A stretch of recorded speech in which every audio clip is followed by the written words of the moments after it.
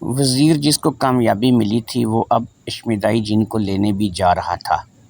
حضرت سلیمان علیہ السلام نے اسے سنگل سلیمانی دی تھی اور پھر ہوا کو حکم دیا تھا اور ہوا نے وزیر کو اڑا کر وہاں پہنچا دیا جس جگہ وہ تالاب تھا جس میں اشمیدائی غسل کرتا تھا۔ ہر چاند کی 14ویں رات کو وزیر تالاب کے پاس تو آ گیا مگر اسے اس بات کی بالکل بھی سمجھ نہیں آ رہی تھی کہ وہ ایسا کیا طریقہ کار کرے جس سے وہ اشمیدائی کو سنگل سلیمانی کسی طرح اس کے جسم سے لگا دے۔ اسے پتہ تھا کہ اگر اس نے سنگل سلیمانی اشمیدائی کے جسم سے لگا دیا تو باقی کام خود سنگل سلیمانی کر لے گا۔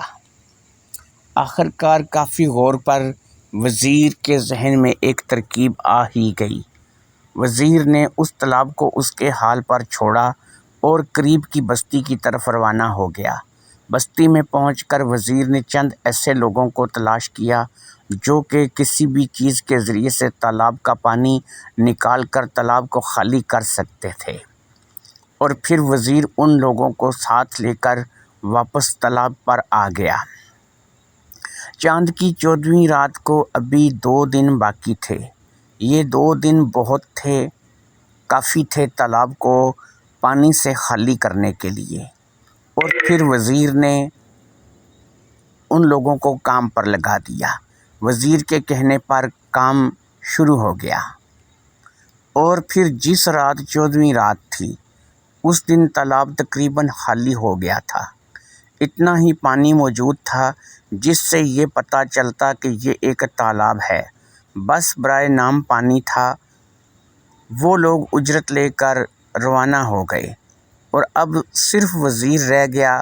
وزیر نے ایک ایسی جگہ دیکھی جس سے وہ کسی کی نظر میں آئے بغیر تالاب کے پاس چھپ کر تالاب کی نگرانی کر سکتا تھا۔ اسے معلوم تھا اگر اس نے کسی بھی طرح سنگل سلیمانی جن کے جسم سے لگا دی تو جن قیامت تک بھی اس سنگل سلیمانی سے آزاد نہیں ہو سکے گا جب تک حضرت سلیمان خود نہ چاہیں۔ رات آدھی سے زیادہ گزر چکی تھی، ہر طرف گہرا سناٹا چھایا ہوا تھا۔ اس قدر خاموشی تھی کہ اپنے ہی دل کی دھڑکن خود سن سکتے تھے۔ ایسے میں وزیر ایک بہت بڑی جھاڑیوں کے جھنڈ میں دبکا بیٹھا تھا۔ اس کے ہاتھ میں سنگل سلیمانی تھی اور وہ اشمیدائی جن کا انتظار جو ہے وہ کر رہا تھا، مگر اشمیدائی کا دور دور تک کوئی پتہ نہیں تھا۔ وزیر بھی انتظار کر کر کے تقریباً تھک گیا تھا، مگر اس نے امید کا دامن نہیں چھوڑا تھا، اور پھر آخر کار اس کے انتظار کی گھڑیاں ختم ہو ہی گئیں۔ دور آسمان پر اسے ایک سایہ دکھائی دیا، ایک ہیولا سا تھا جو دکھائی دیا جو اسی تالاب کی طرف بڑھ رہا تھا۔ پھر وہ ہیولا بالکل تالاب کے اوپر آ گیا اور اس کا رخ تالاب کی طرف ہو گیا۔ وہ سر کے بل پانی میں ڈبکی لگانا چاہتا تھا۔ وہی جن اشمیدائی تھا۔ وزیر چوکس ہو کر بیٹھ گیا اور پھر وہی ہوا جس کا ڈر تھا۔ اشمیدائی کا سر جیسے ہی تالاب سے ٹکرایا، ایک لمحے کے لیے ایک بھیانک سی آواز بلند ہوئی۔ اس سے پہلے کہ اشمیدائی کچھ سمجھ پاتا، سنگل سلیمانی نے اسے پوری طرح سے جکڑ لیا۔ وہ مکمل طور پر سنگل سلیمانی کے بس میں تھا۔ اب وزیر سامنے آ گیا اور اس نے کہا، اے جن ذات، سنا تیرا کیا حال ہے؟ اشمیدائی نے کہا، اے آدم کی اولاد، تو کون ہے اور یہ کیا چیز ہے جس نے مجھے جکڑ لیا ہے؟ میں تو اس سے بھی کہیں زیادہ موٹی زنجیر کو اپنی طاقت سے توڑ سکتا ہوں، مگر نہ جانے یہ کیا چیز ہے جس نے مجھے جکڑ لیا ہے۔ تو مجھے اس سے آزاد کر دے ورنہ تو اپنی موت کا خود ذمہ دار ہوگا۔ میں وعدہ کرتا ہوں اگر تو مجھے رہا کر دے گا تو میں تمہاری زندگی کو بخش دوں گا اور تجھے موت نہیں دوں گا، ورنہ میں تجھے مار دوں گا۔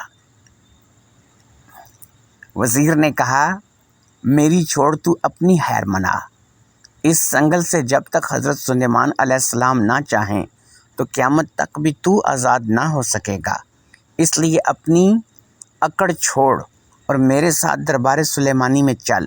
اور ہاں، اب تم کو میں یہ بھی بتا دوں کہ اس سنگل سے میں بھی تم کو آزاد نہیں کروا سکتا ہوں۔ ہاں جن نے کہکا لگایا، کون سلیمان؟ میں کسی سلیمان کو نہیں جانتا، تو بس مجھے آزاد کر۔ جن نے کہا۔ اب جن کی آنکھیں انتہائی خوفناک انگارے کی مانند جل رہی تھیں۔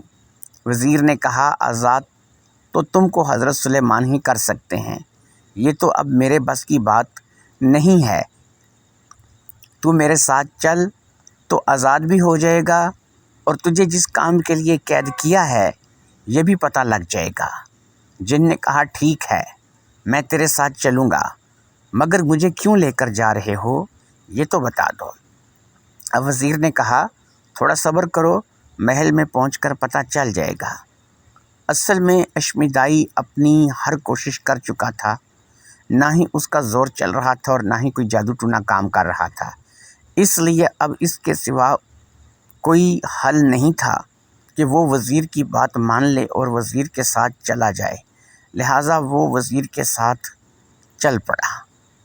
اس سے اس کے علاوہ کوئی حل نظر نہیں آ رہا تھا کہ وہ وزیر کے ساتھ جائے۔ سفر شروع ہو گیا۔ اب کیونکہ پیدل سفر کرنا تھا اس لیے وزیر اور جن دونوں ہی پیدل چل پڑے۔ جس ہوا نے چند لمحوں میں وزیر کو اس جگہ پہنچا دیا تھا وہ اب نہیں تھی، اس لیے پیدل سفر کرنا تھا اور تقریباً 2 ہفتے کا سفر تھا۔ سفر بڑے مزے سے کٹ رہا تھا۔ جن اور وزیر باتیں کرتے چلے جا رہے تھے۔ دونوں چلتے چلتے ایک گاؤں میں پہنچ گئے۔ یہاں پر ایک لڑکی کی شادی ہو رہی تھی اور وہ لڑکی ڈولی میں بیٹھ کر جا رہی تھی۔ ایک عورت نے اس لڑکی کی ڈولی کو دیکھا اور بولی اللہ لمبی زندگی دے اور یہ لڑکی سدا خوش رہے۔ اس عورت کی بات سن کر اشمیدائی ہنس پڑا مگر کچھ کہا نہیں۔ اب وہ دونوں وہاں سے گزر گئے تو وزیر نے کہا اے جن زاد، اس عورت نے تو اچھی دعا دی تھی، پھر تو کس بات پر ہنسا؟ اب اشمیدائی نے کہا سن اے وزیر، وہ عورت کہہ رہی تھی اللہ لمبی زندگی دے اور تم ساری زندگی خوش رہو۔ میں اس لیے ہنسا کہ ڈولی کے اندر جو دلہن تھی وہ تو مری پڑی تھی، اس کی لاش تھی ڈولی میں، وہ تو کب کی زہر کھا کر مر چکی تھی، اور وہ دعا اب اس دلہن کے کس کام کی تھی جو اس عورت نے اس دلہن کو دی، اس لیے میں اس بات کو لے کر ہنس پڑا۔ اسی طرح سفر جاری رہا اور پھر وہ دونوں ایک اور جگہ پر پہنچ گئے جہاں ایک شخص لوگوں کو ان کی قسمت کا حال نجوم وغیرہ سے بتا رہا تھا اور لوگ اس سے کچھ پیسے دے رہے تھے جس کو وہ ہدیہ کہہ کر قبول کر رہا تھا۔